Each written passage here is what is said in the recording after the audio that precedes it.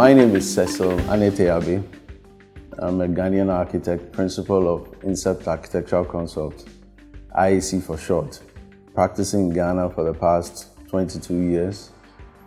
And it's great to see the transformation that the country has gone through in terms of architecture and the like since I started.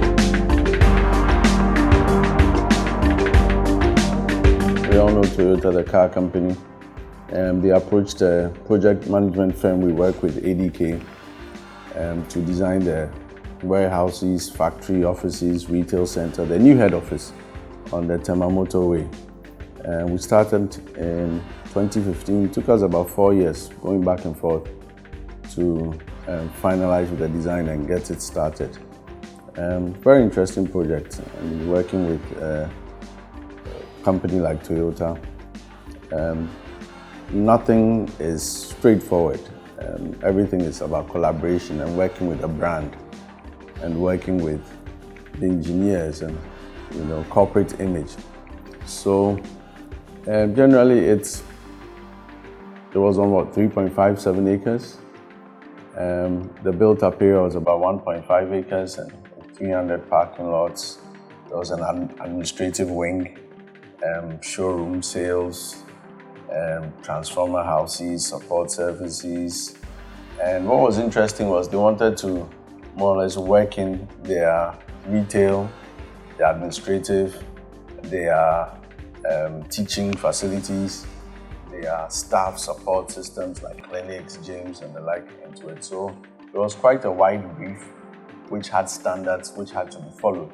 We started off by research. Like I said earlier, we all know Toyota, so they have standards, and we had to adhere to those standards as much as possible. So clean lines, international systems of doing things, work processes, workflows.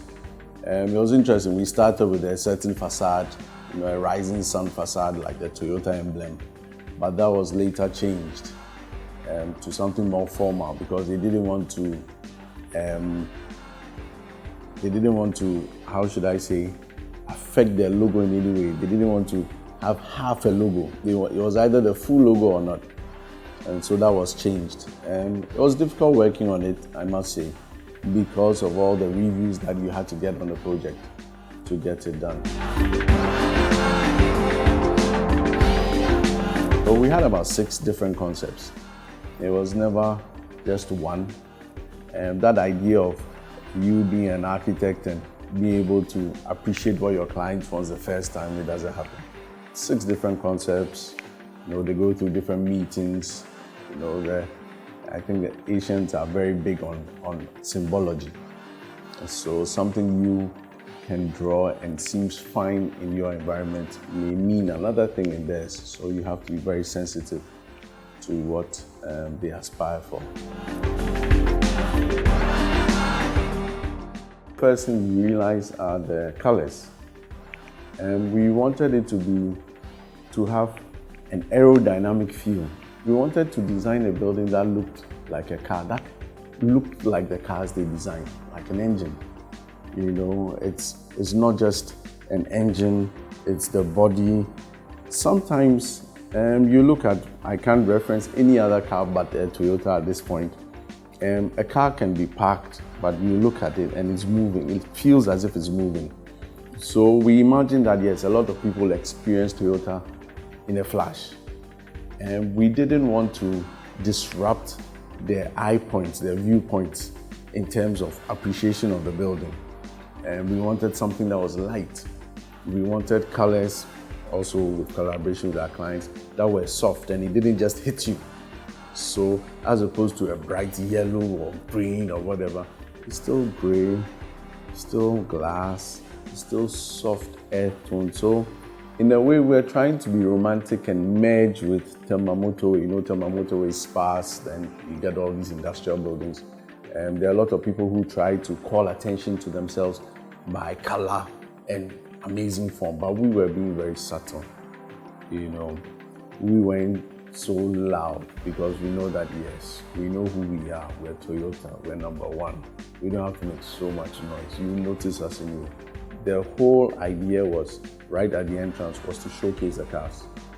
So with the color palette that we chose and the like, you still appreciate that a car in the showroom will be seen more visibly than even the whole building entirely.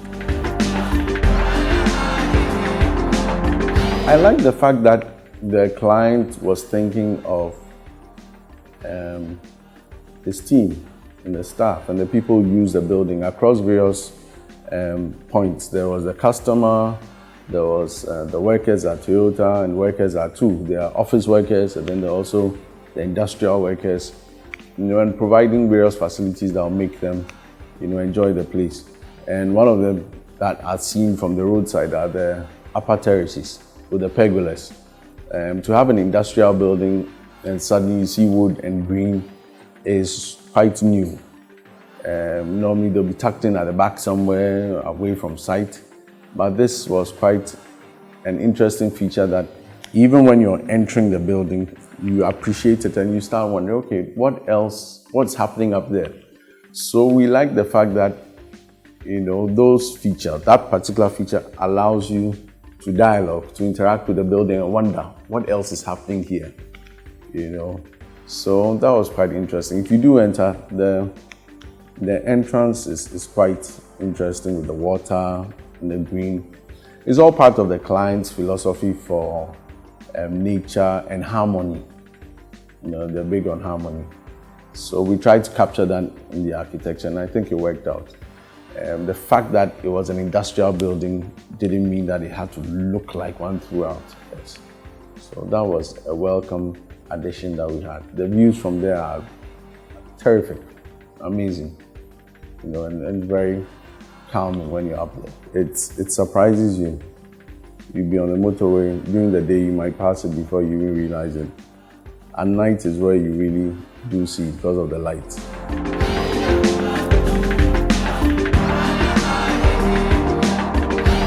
I think I'll go straight to communication. I don't think we have a lot of in-depth communication.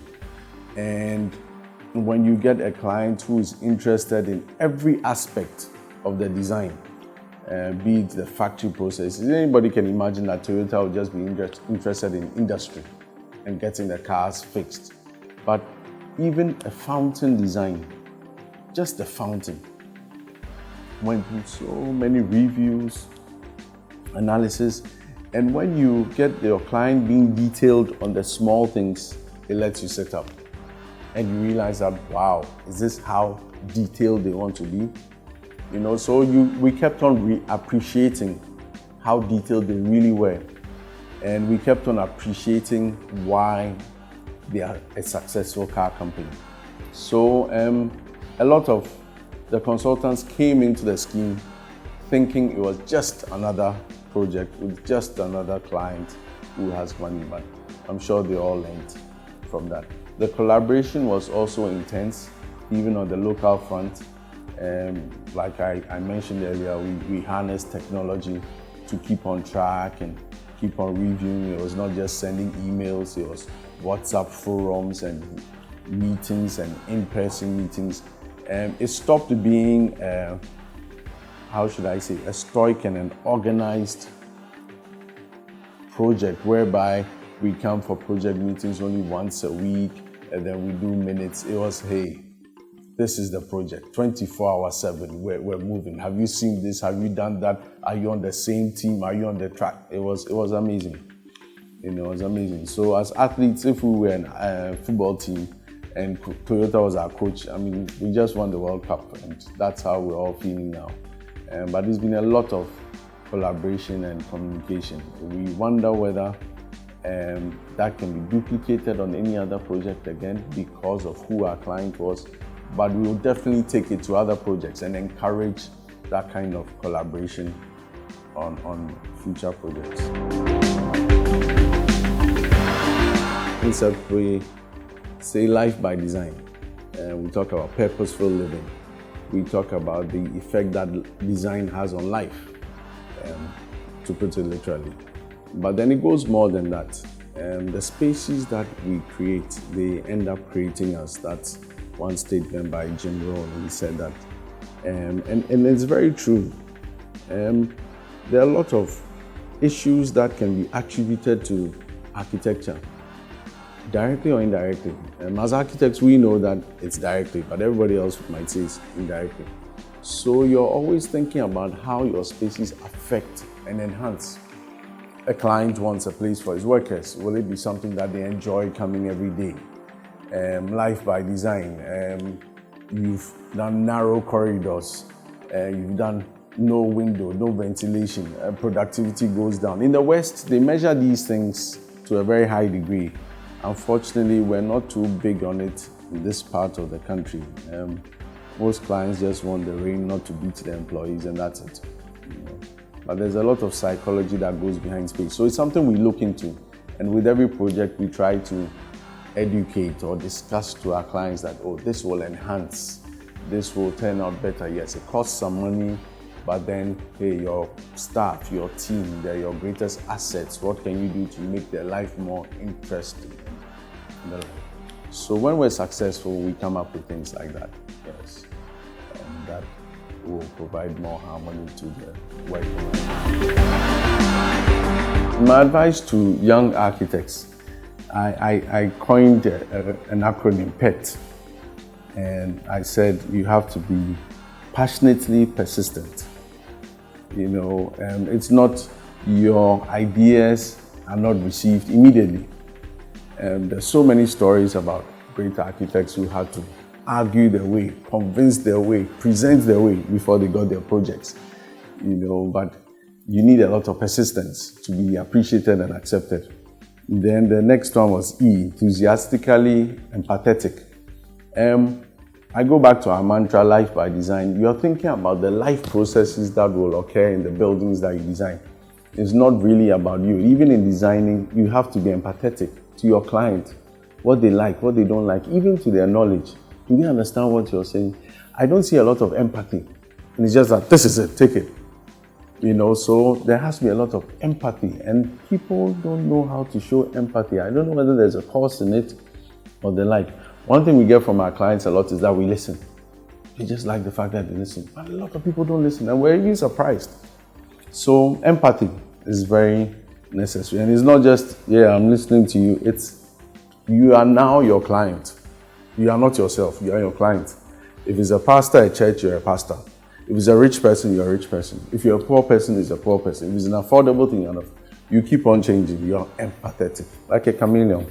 The last one was T, right? That's total teamwork. Without it, you are nothing. Without teamwork, you're nothing.